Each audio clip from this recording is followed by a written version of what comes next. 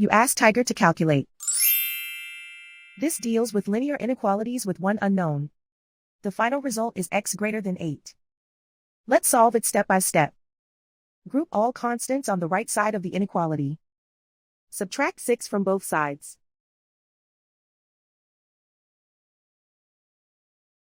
Simplify the arithmetic.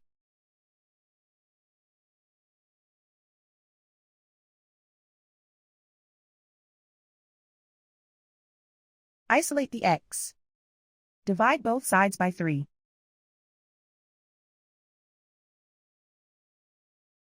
Simplify the fraction.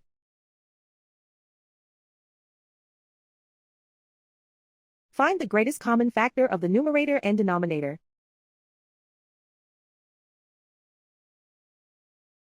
Factor out and cancel the greatest common factor.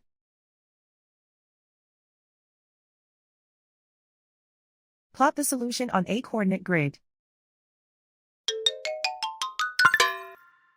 And so the final result is x greater than 8.